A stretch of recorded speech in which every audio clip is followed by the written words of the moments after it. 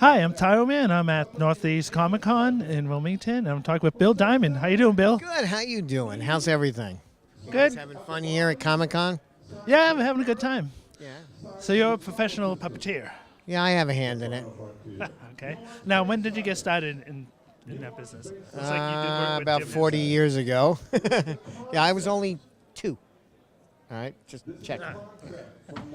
Yeah.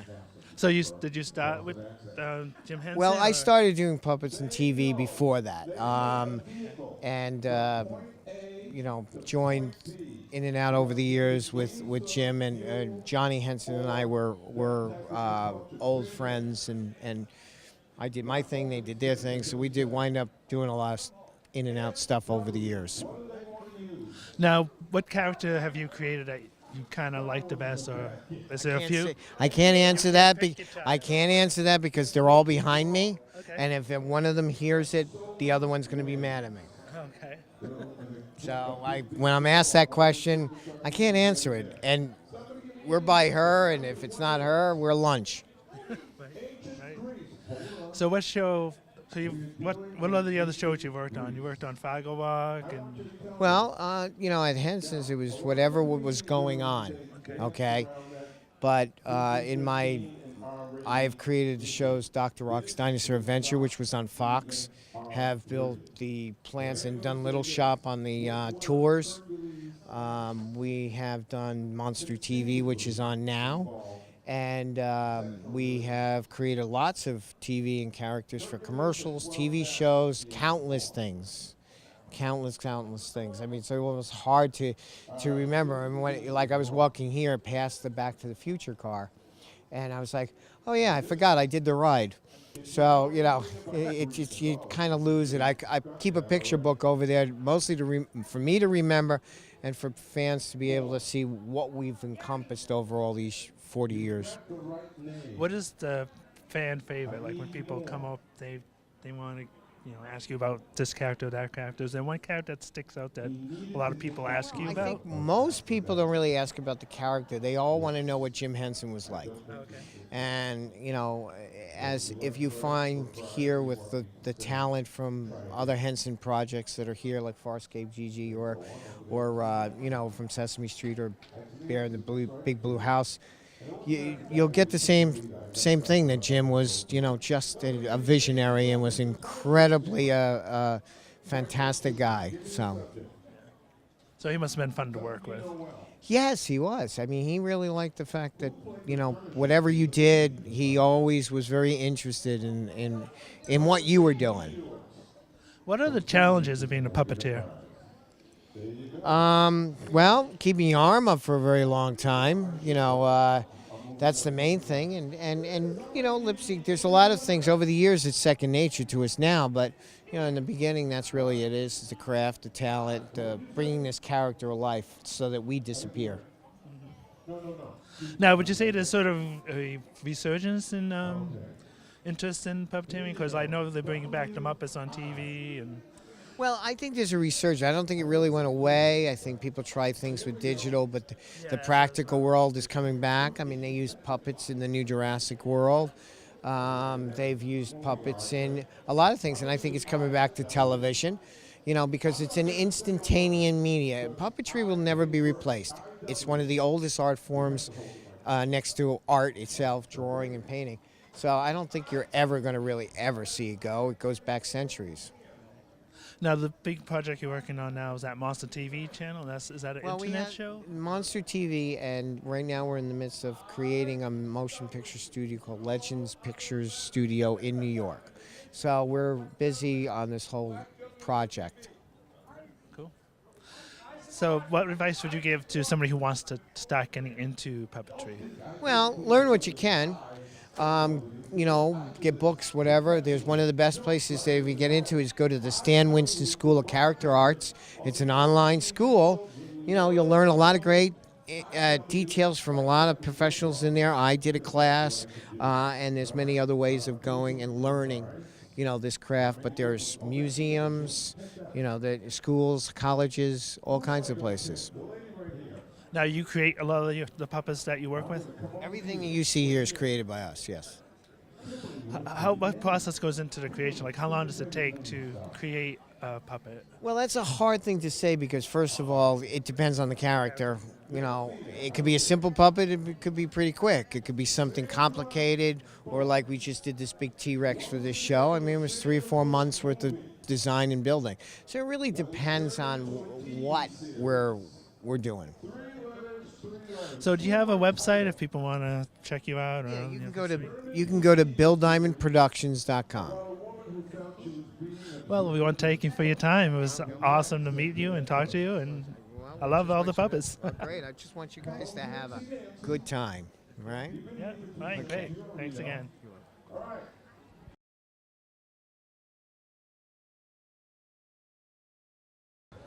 Hi, Tyro Man. I'm at Northeast Comic Con. I'm talking to Mike Schwartz. How you doing? Very good, thank you. So you're self-producing your own book. You want to tell us a little about it? Yes, I'll tell you all about it. What we have here is Retard, the Legend of Damien book series. It's an indictment and an examination of religious fanaticism, gang violence, clan warlordism, woven into a superhero dynamic duo action-adventure series. What you have is these 2 boys who have been captured by this clan of bad guys called the Kun, who worship this ancient religion of this vanished civilization. This religion is called the Mari. It blesses its followers with a level of superpower. This civilization had an intimate relationship with God. They were like his chosen species, his chosen race of people on Earth. He withdrew this race from the Earth, but the relics in the city remained behind. So the 2 boys, after they escape the mines, they go into the desert, and they are blessed by this unnamed divine being that resurrects them, gives them a level of super capability to confront these guys who, the boys find out, are scouring the earth looking for these lost relics of this vanished civilization. If they bring the relics back to this hidden capital city, which is hidden in the jungle, no one knows where it is yet, they bring it into this temple, down into the Forbidden Chamber, they will make what's called the reassembly, and they will be blessed with the full power of their religion, and they will be able to overthrow the old alliance on Earth. So the 2 heroes find out that there's a lot going on here. It's very involved. You kind of learn with them as you go, and they have to stop these guys, of course, from making this reassembly. So if you like a good Batman and Robin adventure, a lot of action, but you're concerned about what's going on in the world today with religious fanaticism, killing in the name of God, that kind of thing, gang violence, gang warfare, all wrapped up into one great epic adventure. You'll like this series. Now, is it a 3-book series or more books coming It's a out? 3-book series. It's all done. They are, however, episodic. So book 1, for example, is episodes 1, 2, 3, 4. Book 2 is 5, 6, 7, 8. Book 3 is 9, 10, 11, 12. So it has that comic book episodic feel to it. Oh, okay. Oh, awesome. Are there going to be future stories or books, or? I don't think so. It does leave you at a cliffhanger where a sequel is possible, but I have no intention of writing a sequel at this time, no. Okay. All right, cool. Now, what made you decide you wanted to self-publish this? Like, was it difficult to get the backing and the There's a funding, couple or? of reasons why people self-publish. First of all, it is very difficult to get a publisher. You're going to waste an awful lot of time, 5, 10, possibly 15 years even. It's not unheard of to get a publisher. Most people don't have that kind of time, okay? The second reason is there's a lot of wolves out there that just want to take advantage of you and your ignorance. They just want to take your $30,000 and leave you on the sidewalk. I don't trust them to do that. I say, I don't have the time. Number 2, I'll do this myself. I'll go to the shows, I'll set up the table, I'll meet the people myself, and I'll have a great time doing it. That's fine with me. So how's the convention going for you? It was a great show. Much better attendance than what I thought. Actually pleasantly impressed. Wow, awesome. So do you go to a lot of conventions then? It sounds like you. I do. circuit kind of thing? I do. I go to a lot of the Comic Cons in the area. Oh, cool. Yeah, awesome. So do you have a website, like if people want to find out more information? Yes, I do. Check you out. It's ratara.com, ratarra.com. Also has a Facebook page, ratara.bookseries. I love to hear from my fans. Oh, awesome. Well, I hope you have enjoyed the rest of the con, and thanks for talking to us. It's been fantastic. Thank you. Thanks for having me.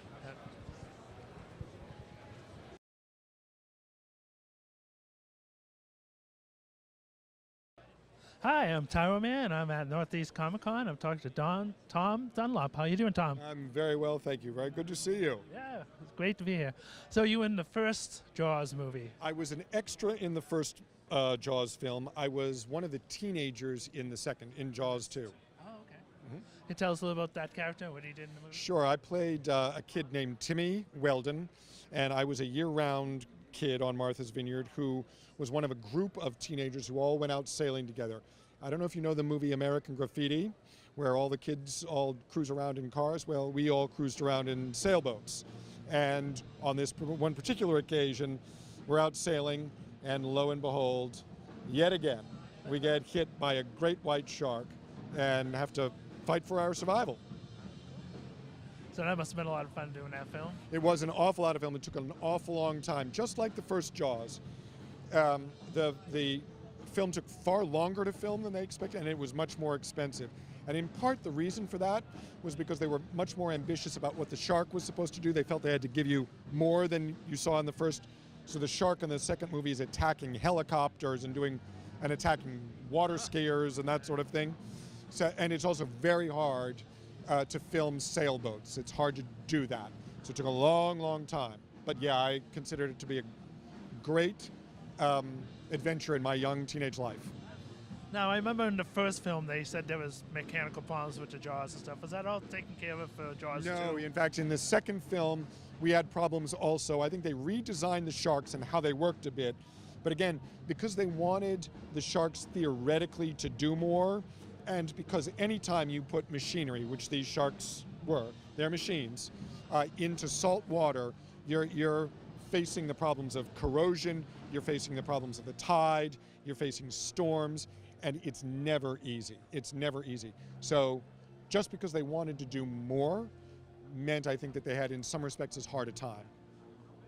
Now this is Jaws' 40th anniversary, is that right? It is. The original film came out 40 years ago today.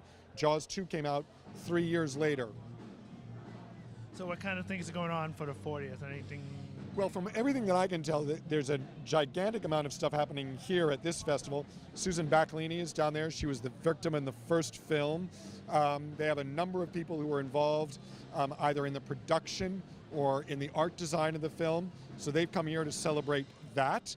And then I think all over Massachusetts, maybe even all over the country, they're doing special screenings of the film at movie houses everywhere. Now, where was the filming for 2? Like, one was in Martha's Vineyard area, right? Thank you very much.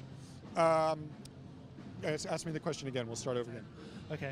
So I know the first film was filmed in Martha's Vineyard. Where was the second film filmed? They started filming it on Martha's Vineyard, but they always had the plan to go down to the Gulf Coast of Florida. And the reason that they wanted to do that was, one problem in the first film was theoretically they were all supposed to be out all by themselves out in the open ocean, but there were all of these sailboats and powerboats going by because it's a resort. But down in the Gulf Coast, they didn't have that problem. The horizon was just blank for as far as you could look. And they had the same advantage because the water was shallow for a great distance and they could just plant the shark and the machinery in one place. So they started on Martha's Vineyard, but most of it was filmed off of the Gulf Coast. Now, what kind of projects have you been working on since the film? Well, I stopped working as an actor about 15 years ago. I now work as a journalist. I work for the Vineyard Gazette on Martha's Vineyard in Massachusetts, same place where we filmed the movie. One of the things that I'm doing there is we're finding old movies of the Vineyard and we're putting them on the Vineyard Gazette's website with stories about what they show of the Vineyard in ages past. That must be kind of fun. I enjoy it hugely. I'm very fortunate to have the job that I do. Well, do you have like a website or anything you want to share? Yes. If you want to see these old films of the Vineyard before Jaws, long before Jaws, it's vineyardgazette.com/historic movies of Martha's Vineyard.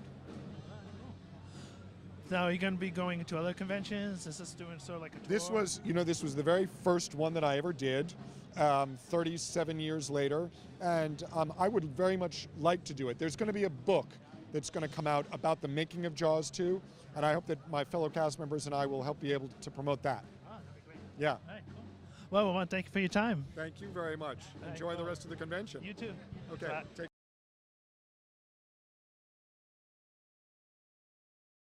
Hi, I'm Tyro Man. I'm Northeast Comic Con. I'm talking with Susan Backilinie. How you doing, Susan? I'm doing very good. How are you? Good. How's the convention been going? It's been going wonderful. There's lots of people here, and they're all interested into what you're doing, and a lot of them have come to see Jaws. Yeah. So it's fun. It's fun meeting the fans. Yeah, it's a big 40th anniversary for Jaws, right? That's right. It's amazing. It's gone on for 40 years. Still scares people. Well, there's always a younger generation coming up to see it. Yeah. You know, because Mom makes you wait until you're so old to see it. Right. Now, you played the first victim, Chrissy. Was that? Right. I was the first victim. I was the hors d'oeuvre. Now, how was that filming that scene? I thought I heard rumors that it was very long, and was there a lot of difficulties with that, or? No, you know, it wasn't really hard and it wasn't really long. I specialized in the water work. I swam competitive as a kid, and then I swam professionally.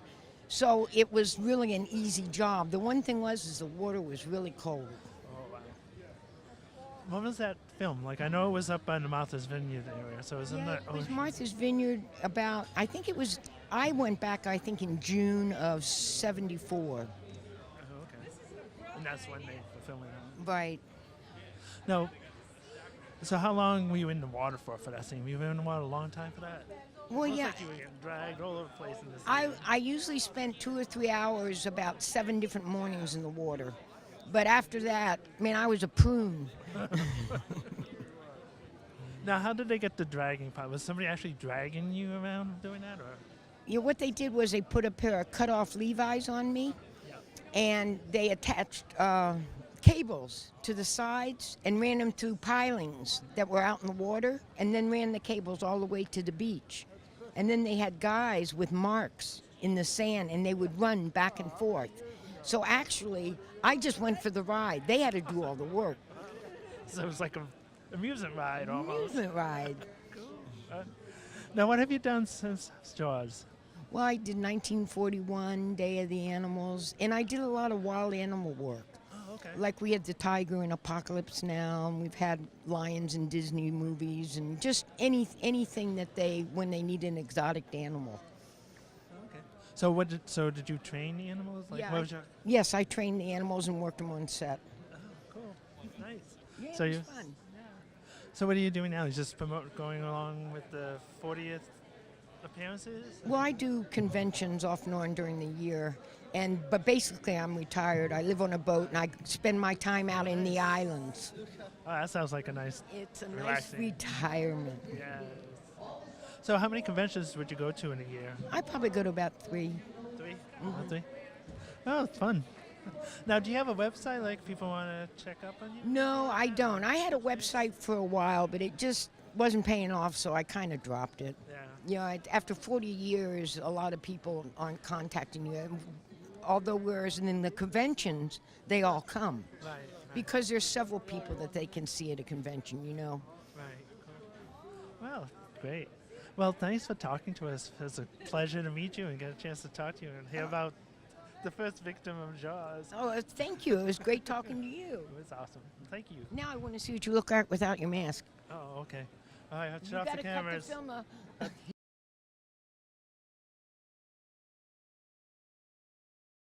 Hi, I'm Tyro Man at Northeastern Comic Con, and I'm talking with Roger Kastel. How you doing, Roger? I'm doing great. Everything's fine. Oh, cool.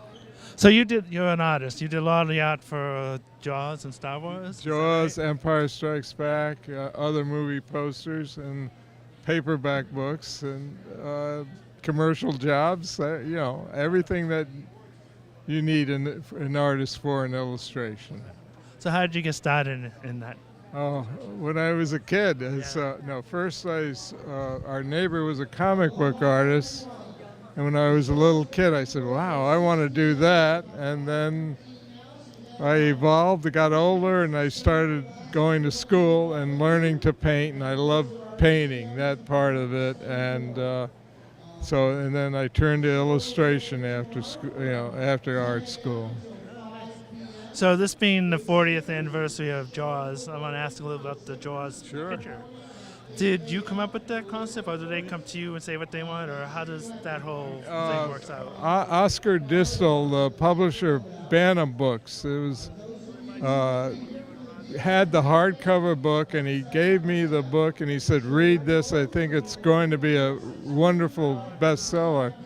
And I did, and then the best part in the book to me was the scene with Chrissy, and I thought that would be a great graphic to do, and I did a quick sketch for the art director, and he said, that's terrific, and but just make the shark a little larger. And I said, oh, well, I had it fairly large, and then they wanted it very realistic and the large shark, and that was the only direction I got.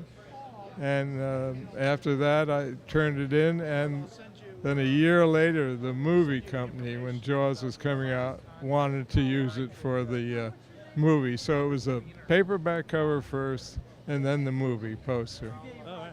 Did you do the art for the other Jaws sequels? Or? No, they called me to do it, and for Jaws 2, I think it was, and it was something. They sent me a sketch, and then I just didn't like the idea of doing that, and I turned it down. Yeah. Now, how did the Empire Strike Back project come out? Lucasfilms called me, and it went through a whole procedure. They put up an art advertising agency in New York City for the movie, and I went down to the first meeting, and they had to sign contracts, and there were 6 other illustrators in the agency that were involved. And my first idea was a very dark, just Darth Vader and Luke Skywalker being the good guy in the white, and the art director, the first meeting with the art director, he said, Mr. Lucas wants a romance. So I said, wow, what? It completely turned it around. And of course, it was the right idea, and that's how it came about. And then I worked on the painting, and then I was told that it was, picked for the first, the main poster. So that's how that went. Yeah. Now, do you have a project that when you got to it, you were getting it, you were like really excited about, or thrilled to get? Or? Yeah, I love doing Jaws, and I was very excited about The Empire Strikes Back because there was such a big deal with the first Star Wars movie. So yeah, I was very excited about that. So you were a fan of Star Wars? Oh yeah, and I heard so much about it, so yeah, I was let's put it mildly. Yeah. Nice. So it worked out good. But usually you get up for most of your jobs, you try to do them the way, if you can swing it the way you like to do them, and it makes it exciting. So yeah. So what is the most difficult part of the job? Dealing with producers? In the movie end of it? I think on the Empire Strikes Back, it was basically my idea, so that went well. And on the Empire Strikes Back, it was working with the Lucas films and just getting all the elements right, and which I really didn't know that much about until I started working on the movie, and a lot of it they had changed the costumes on the people, and so it's working all that out, but it's all part of the job, you know. So. What advice would you give to like a young artist trying to get into this? Oh, I don't just do what how you feel about what type of work you want to do and aim for that, you know. And in my case, I need a lot of education, so try to work at it and learn the whole procedure. So. Okay. So do you do a lot of conventions, or? No, not many. I just came here because of Susan was here, and then Chris with his Jaws Museum. So they asked me to come, and it was so it was a good good fit. Oh, great. Yeah. So this is kind of your first convention. No, I've done others. But lately we've been slowing down. I've been trying to do other things, so we haven't done that many lately. Oh, okay.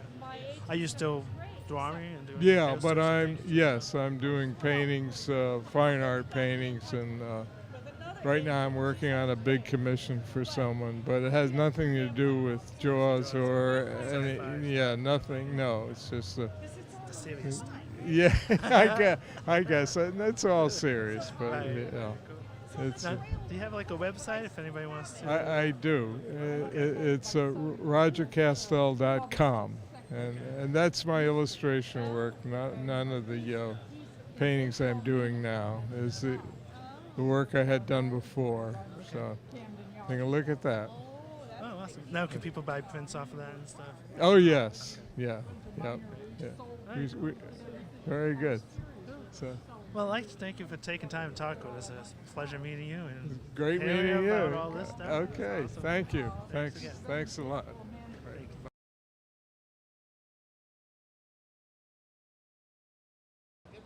Hi, I'm Tyro Man. I'm at Northeast Comic Con, and I'm talking to Philo Barnhart. How are you doing, sir? I'm doing very well, thank you. Now, you're a Disney animator. You worked on a lot of films like Little Mermaid and others? Yes, I worked in the animation industry for 30 plus years, and Disney was my final stop along the way. I started with Hanna-Barbera in the late 70s and worked all over the place.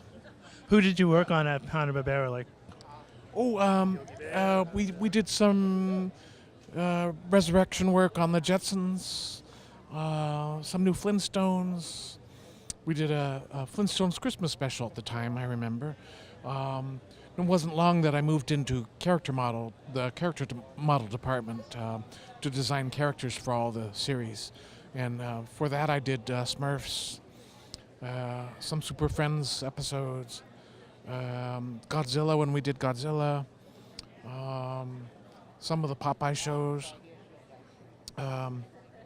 And when Star Wars came out, everything went space age, so they jumped on the bandwagon too, and they had their older characters like Huckleberry Hound and Yogi Bear and Boo Boo, all those characters, Quick Draw McGraw, embroiled in this show called Yogi's Great Space Race.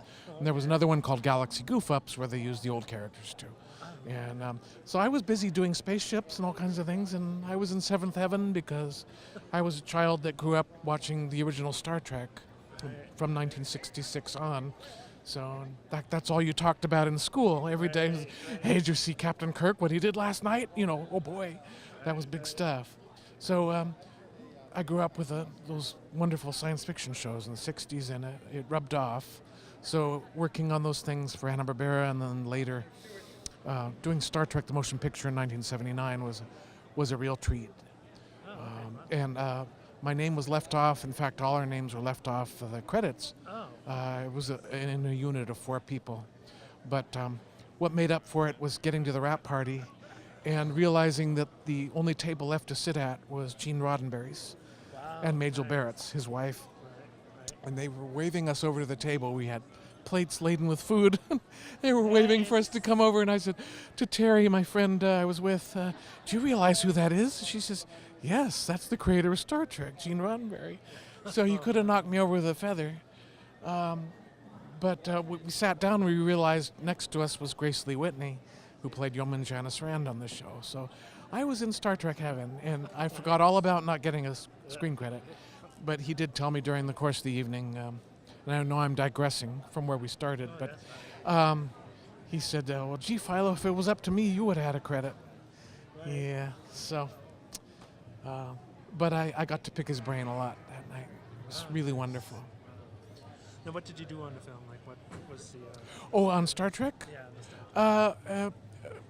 All kinds of electrical discharges, and I worked on a team that did the effects that created the cloud formations that V'ger had around it, that had generated by some kind of force field, 12-power force field that no one had ever seen or heard of before. It was a completely alien thing. So, but even the movie was kind of derived from two different episodes. The one, I can't remember the name of it, but the one with the Nomad robot. I am Nomad, sterilized. That was kind of in part one of the stories, and the other one was the Doomsday, that giant Doomsday device that was destroying chewing up the planets. And they've since redone all the effects for the TV show, the original TV show, to digitally, enhance them, Right. and they are beautiful. Yeah. So, yeah. So, back at Hanna-Barbera, did you have a favorite character to work on for them? I really enjoyed doing the Smurfs, and then later the Pawpaws. They were little Native American bears, go figure. They were about 3 inches tall, also go figure. But there was Aunt Pruny Paw. She was a little shriveled up female bear, and Dark Paw was the sinister villain. He had those buffalo-shaped hats with the horns coming out of the sides. And you can probably Google them online, and they'll come up. The Pawpaws. Remember that, folks. But the Smurfs were a lot of fun to do, and they became insanely popular. Oh, yeah. By the time we got around to doing the 13 Ghosts of Scooby-Doo, it was a pleasure to meet and work with Vincent Price on that, because we got to caricature him for the show. And he was, of course, a recurring character on the show. So I was never fond of Scrappy-Doo. He had nothing to do with him. Yeah. Found him annoying. Yeah, a lot of people. And I didn't see any reason for him to be there. Yeah. But Godzuki I liked, though. But he was in the next season. He wasn't in, he was in the first season, I guess. But I got to work with Doug Wildey, who was at the time a very famous comic book artist himself. Did a number of things. He was also the producer of Johnny Quest originally, and in charge of getting the art to work for that. Yeah. So it was a pleasure to work with him on Godzilla. Yeah. So then you moved and did stuff work with Disney, right? You were on Little Mermaid? Not at that point. It took me a few more years. I worked with the people who left Disney shortly after that. I did a film briefly with Hanna-Barbera called Heidi's Song, and then the opportunity to go work for Don Bluth came up when they finally exited the studio to set up their own place. And their first feature was slated to be Secret of Nim. And in the interim for them, they had created a film over a period of years while they were at Disney. They would all go to Don's house in Culver City, several nights a week, and sometimes work all night, and then go back to work at Disney in the valley, over the hills, miles away. Very dedicated group of people, and it showed once I got there. I was amazed at how dedicated they were to the craft and reinventing the art form, because so much had been lost. The special effects quality had been lost from the films, budget cuts, and things as simple as cast shadows under characters and things like that. And so they built their own film over a period of years in Don's garage in Culver City, and started to reinvent the business pretty much of feature films. And that was called Banjo the Woodpile Cat. That was released first on HBO. And HBO was quite a bit different back then, too. It was still over the air. It wasn't a cable company yet. But God bless them, they showed that show, and it was well received. And Don was able to leave Disney and take all those people with him. And Good afternoon, everyone. then their first assignment was Xanadu. I arrived just after that on Secret of Nim. Please make your final That was when I exited Hanna-Barbera. It grieved me, but I went down to the director of the Heidi song, and I said, an opportunity has come up, and I have to go. I want to learn as much as I can about how Disney did these things, and these people know their stuff. So the first sequence that I did had everything that I needed to learn to do feature animation. So and that was the owl sequence. When you do an animated feature, you usually try to go in and find your strongest sequences and do those first.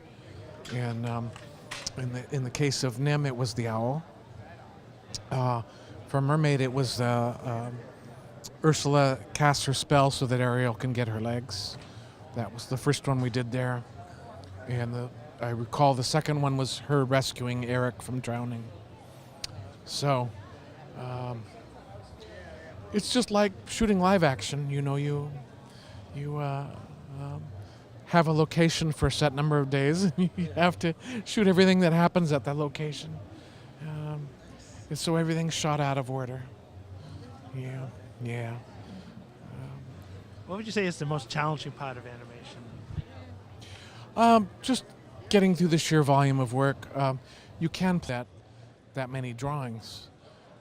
In fact, if you shoot every drawing twice, you can do 24 frames of film by just doing 12 drawings and shooting them twice. And that's usually the standard. And we call that shooting on twos. Characters can be shot on ones too. And that's usually for effect.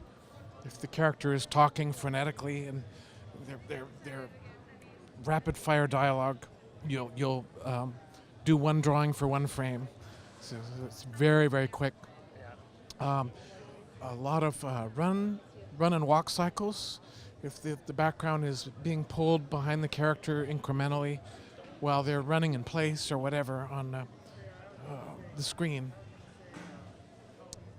that automatically, anytime the background's panning with a character, it automatically goes to ones, which is added labor because otherwise the character will appear to strobe against the background. They'll trickle back and forth like that. So that was all stuff I learned on that first sequence. And I learned pretty quick that there's a lot of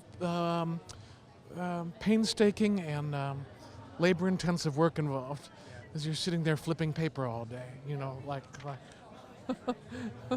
like this. In fact, I can give you a demo of how it works, if you like. Yeah.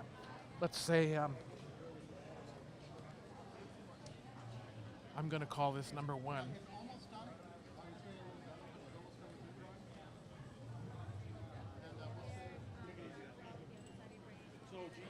Let's say I want to make this character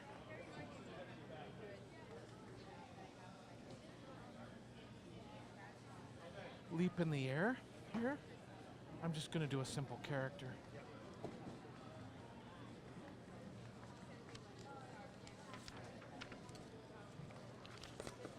I'm going to have this little guy do what's called an anticipation, which means I'm going to have him go a little lower or squash. Now, is it special paper you use that's kind of see-through? This is slightly see-through, so I don't have to use bottom light. You can order it through animation supply companies. So here I'm going to bring these elbows up It's what's called an anticipation.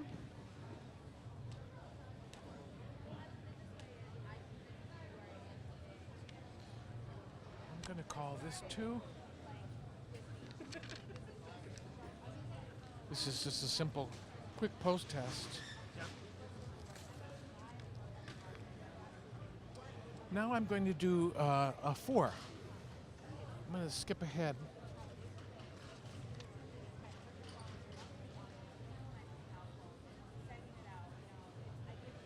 Here he's going to be airbound.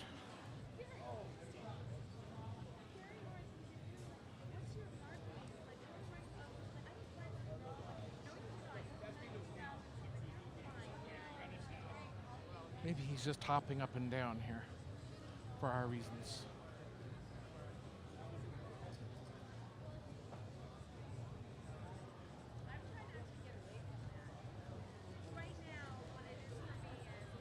Or she. It doesn't have to be a male.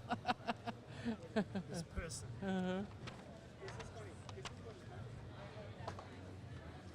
Okay. Now what I'm going to do... Oh, I'm sorry.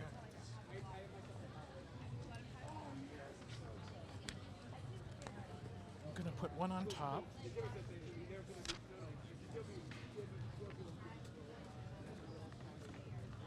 And I'm going to do a quarter move. I'm going to call this one 1A. Okay. I'm going to find this path of his head here, and I'm going to do, in between these two extremes, I'm going to do a favor, or 1/4 of the way there.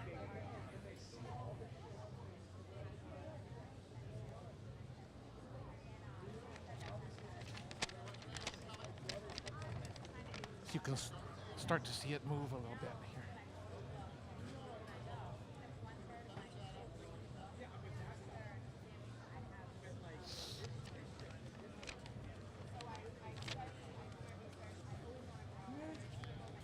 Whoops. Getting away from me.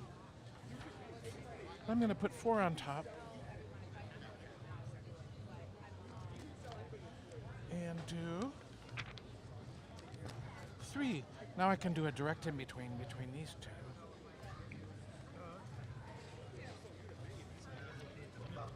Yeah, so I can take that arc that I started to imagine here. And now he's So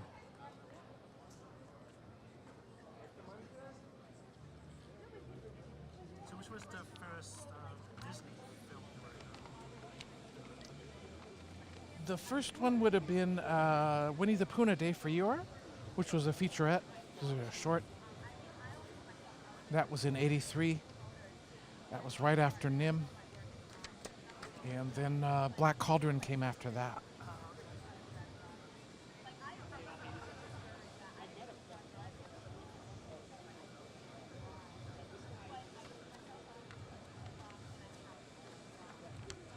So this isn't the best animation I've ever done, but now I'll show you. Yeah. So now I'm going to put my anticipation back in.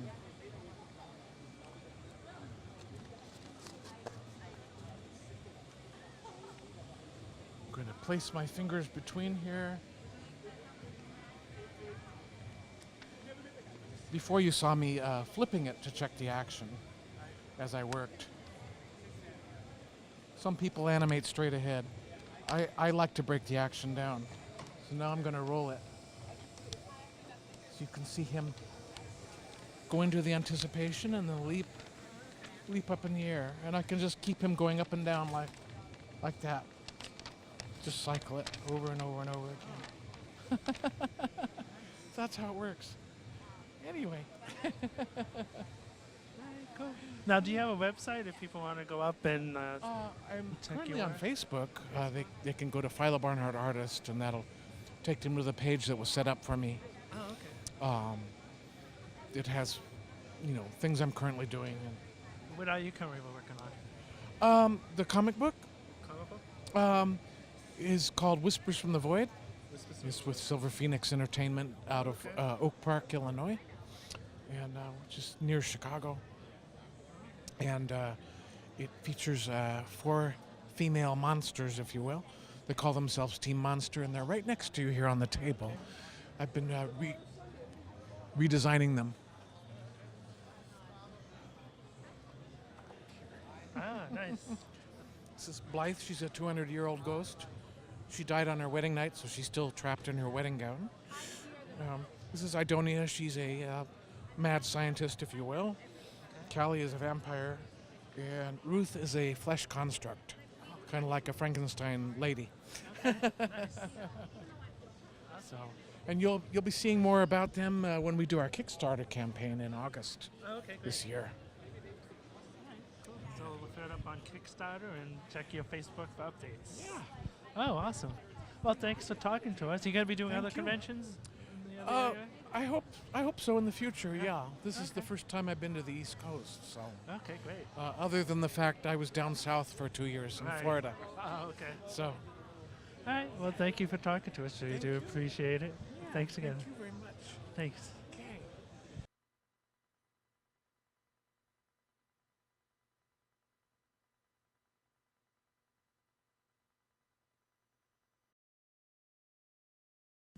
Well, a song about never saying never and never being told what you can or cannot do. This is one of us.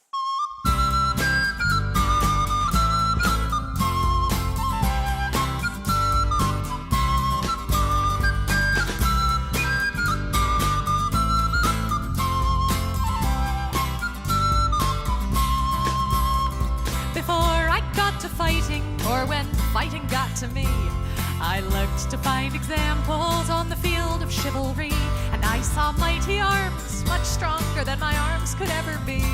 So I thought perhaps that field was not for me. But still I stayed and watched the fighting, till one figure stood apart, in armor newly fashioned, and a helm more pot than art. But each blow was thrown with honor and the lightness of the heart. So I took that step which soon became a start. 'Cause she was not the biggest fighter, nor one to raise a fuss, but I remember being proud that she was one of us. And we might never stand together in a shield wall side by side. Because of her I lift my sword with pride.